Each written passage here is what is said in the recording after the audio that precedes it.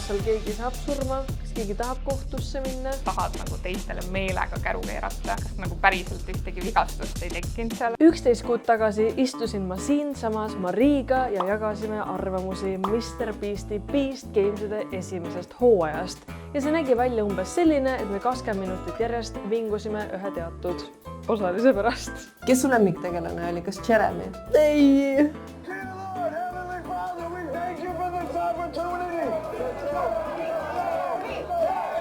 Ma ei või.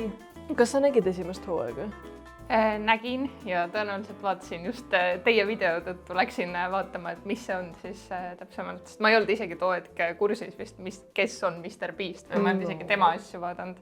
No see esimene hooaeg lõppes Jimmy jaoks väga nukralt, sellepärast et 5 anonüümset osalist kaevasid kohtusse nii Jimmy kui ka need produktsioonifirmad, et nad ei saanud ei magada, ei süüa, ei ravimeid ega lihtsalt ebainimlik oli. Aga ega need draamad ja süüdistused siin Mr. Beasti Beast Games'idele pidurit ei pannud. Väga kähku sai sellest kõige vaadatuim unscripted saade Amazonis, mis iganes see tähendab. Aga 25 päevaga see sai 50 miljonit vaatamist. Jimmy väidab, et ta jäi esimese hooajaga 10 miljonit miinusesse. Ma ei kujuta ette, kuidas see asi võimalik on, aga see ei peatanud teda tegemast uut hooaega. Esimene episood tuli välja 7. jaanuaril. Me saime 3 tükki ära vaadata ja nüüd me hakkame rääkima. Turn on the lights! If we want to play an honorable game, we can. We'll take it under consideration. I consider it, and the answer is no. What you got, Eric? Come on! Ma arvan, et Jimmy õppis oma draamadest väga palju, sellepärast et väga palju oli märgata seda, mis oli nagu välja toodud, mis oli siuke nagu sähteile nende eelmiste probleemide kohta. Näiteks, kui eelmine hooaeg oli see, et kui on mingi 25-aastane jõumees, siis loomulikult ta võidab mingi 80-aastase vana naise vastu. No see hooaeg ta juba jõus mingis mõttes välistas siuksed probleemid, mul on tunne, et ta ju väga selgelt valiski seekord ise nii-öelda need pooled, et meil on targad ja siis meil on tugevad ja ta pani need omavahel võistlema, ehk siis mul on tunne, et võib-olla ta kuulas nagu seda nii-öelda tagasisidet, mis tuli vaatajatelt ja siis mõtles sellele veel ekstra tähelepanu anda, kuna see ilmselgelt huvitas inimesi. Ta ütleb seda mingi 100 korda, mingi 1 minuti jooksul, et on maailma 100 kõige targemat ja 100 kõige tugevamat ja siis ma kohe hakkasin mõtlema, et kes selle skaala tegi, kes need inimesed on, mis põhjal sa ütled, et see on nagu 100 kõige targemat inimest. Ja see probleem natukene lahendati, et kui hakkasid tulema need facecam'id, kus need inimesed siis osalejad rääkisid midagi, siis tuli nimi ja siis oli tiitel, et kes see vend on. Ja mõni oli väga aktsepteeritav. Meil olid seal raketiteadlased, meil oli üks tüdruk, kellel oli 8 college degrees ja siis oli professional Pokemon player. Ma oleks väga tahtnud näha kuidagi seda castingu protsessi, kas või seal alguses nagu esimeses episoodis põgusalt, et kuidas see valik toimus, kes nad, kui suur siis see konkurents enne oli. Ja nagu sa enne ütlesid, kõik on ilusad.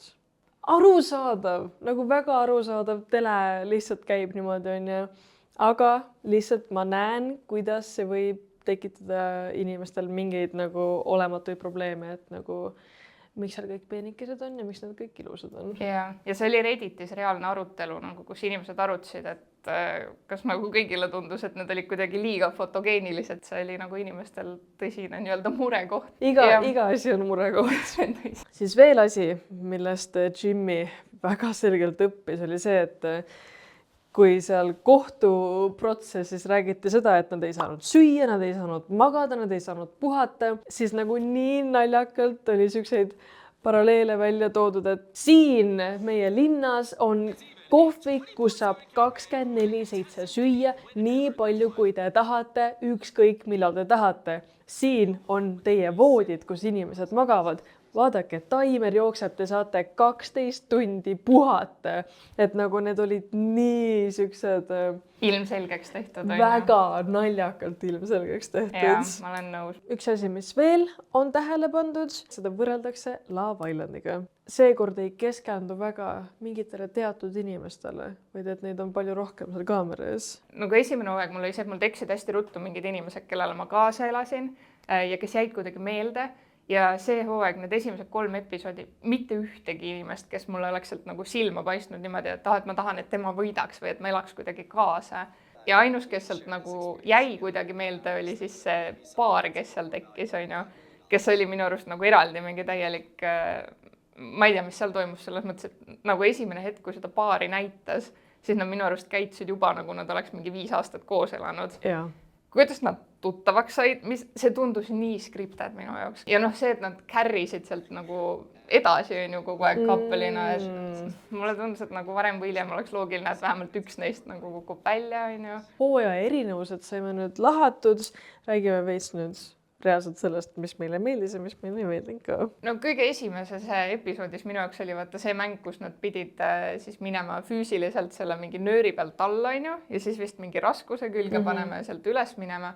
See oli juba minu jaoks nagu see, et see tundus vaata palju rohkem siuke päris nagu ohufaktoriga. Mingeid kukkumisi seal ma vaatasin küll siukse pilguga, et ma ei tea, kas seal nagu võib haiget saada või mingid vaata peaga käis keegi seal täiega vastu seda mingit raskust. Ka esimene hooaeg ju tegelikult tekkis päris palju seda poleemikat, et mingid inimesed tulid vist välja sellega, et neil väidetavalt olid mingid luumurrud seal, et keegi ei pööranud tähelepanu, mille Mr. Beast küll nagu lükkas ümber, Aga võt see hooaeg mul jälle tekkis korra see tunne, et kas nagu päriselt ühtegi vigastust ei tekkinud seal, Ise väga ei tahaks niimoodi kukkuda. Kui sa oleksid seal, kas sa oleks võtnud selle 100 000 või?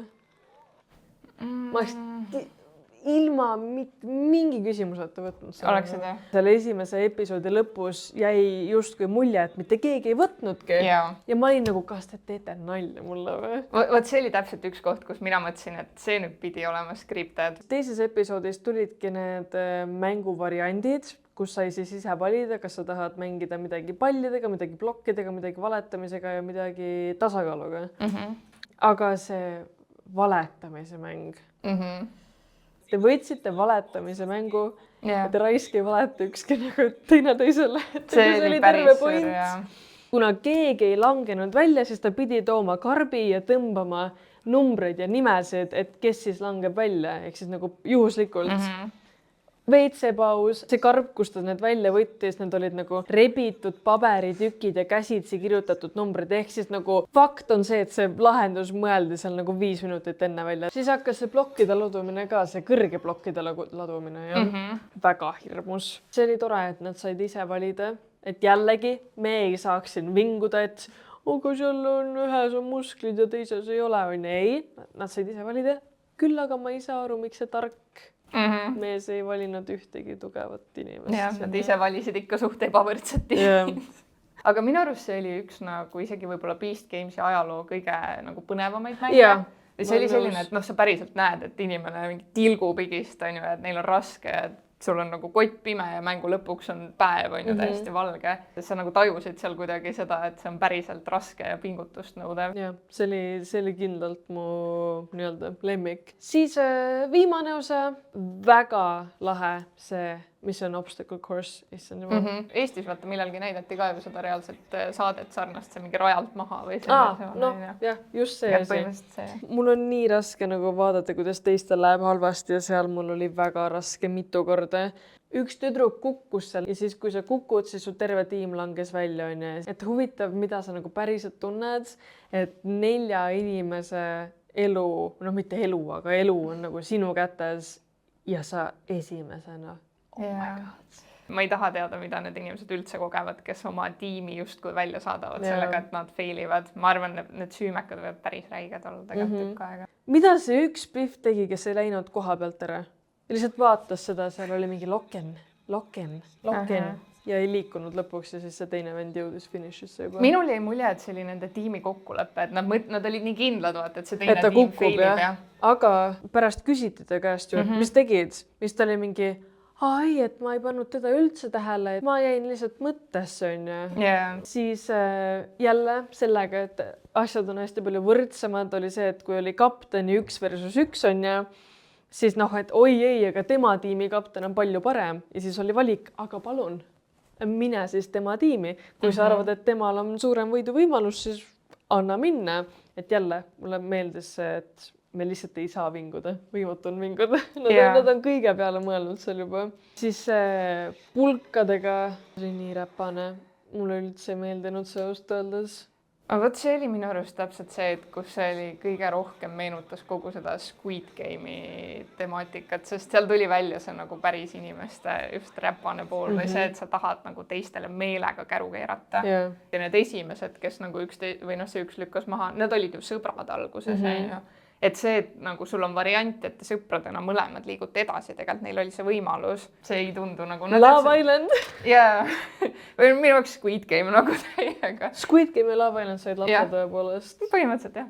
Siis nüüd viimane asi, mis me nägime, oli ka esimeses hooajas, et tehti kaptenid ja siis kaptenitele hakatakse raha ja vajuda nuppu. Mulle nii meeldis Mr. Beasti see kõne enne seda. Jah, nendele antakse väga palju, mingid need suured rahasummad tulevad ette, nad peavad seda nuppu mitte vajutama, aga pidage meeles, et tal on see probleem ja tal on see probleem. Need on endiselt päris inimesed. I read you guys this to remind you that these are real people. They're not just players in this game. And if they do decide to take the money, they all have their own reasons, and it's probably not screwing you over. See oli esiteks, ma arvan, nende nagu mängijate jaoks, seal nagu saate sees, aga ka meie jaoks, et me ei saaks jälle vinguda nagu. See oli tõesti see, mis tekitas nagu selle tunde, et no esiteks ma arvan, vaata ka nendes kaptenites selle tunde, mis pani neid nagu kahtlema ikkagi, et äkki ma ikkagi peaks selle raha vastu võtma. Ja ma arvan, see võis väga otsustav tegur olla lõpuks mõne kapteni jaoks, nagu me nägime lõpus. Keegi võttis, aga jah. Me ei näinud, kes. Kui seal oli ala mingi 100 000, 200 000, midagi siukest, siis need tundusid nii väiksed numbrid, mis on nagu nii sür tegelikult, sest kui sa nagu objektiivselt mõtled, siis need on ülisuured numbrid seal. 100 000 muudaks su elu, ma arvan, väga palju igat moodi. Ja seal nagu ka vaata, tegelikult keegi väga ei pilgutanud silmagi selle summa peale, sest seal mängitakse nii teistes liigades lihtsalt, et see oli päris nagu selline karm mõistmine mu jaoks, et nüüd me elame sellises maailmas, kus siuksed väiksemad summad ei tähenda midagi. Kas sa oleks selle millise vastu võtnud või? Ma arvan küll, jah. Kindlalt. Ma arvan, et Eesti kontekstis on üldse see, et selliste summadega meil meil mingi 100 euriga keegi. Ma 10 000 ka võtnud vastu see püha issvõrag. Aga ma väga tahan nüüd teada, kes see siis võttis selle vastu. Päeva lõpuks see on nagu tunniajane Mr. Beasti YouTube'i video. See on väga ülestimuleeriv. Mina pean ütlema, et üldiselt ikkagi minul nagu säilis huvi kogu selle hooaja vastu ja ma olen eriti ootan võib-olla seda, seal oli mingi teaser-klipp, vaata, et seal tuleb mingi challenge, kus oli midagi elusalt matmisega seoses, mis tundus väga ekstreem. See hooaeg ikkagi tundub, et seal on väga palju rohkem siukseid asju, mis päriselt psühholoogiliselt kuidagi mängivad nende inimestega. No kurja, kui ma neid pealkirjasid vaatan, siis mul tekib veits huvi ikka Bury Me Alive. No just. Kas sa varastaks $1 miljon, ära usalda kedagi. Ma arvan, et praegu on veel liiga vara öelda, kas seal keegi saab surma, kas keegi tahab kohtusse minna. Lepingud on tugevamad kui eelmine kord. Kui nüüd rohkem episoode välja tuleb, siis ma arvan, et sealt hakkab ka lekkima mingit sellist draamat natukene. Umbes poole aasta pärast ma istun siin jälle, olen nagu Mr. Beastil on 10 kohtuhagi. Aga mul ei ole praegu mitte midagi halba öelda. Peale selle, et mina lihtsalt ei ole see, kelle jaoks see saade on tehtud. Kui te olete vaadanud teist hooaega, esimest hooaega, vahet ei ole. Andke teada, mis te arvate ja kas te arvate, et ma istun siin varsti ja räägin teile, mis Mr. Beast jälle korda on saatnud. Olgu. Tšau.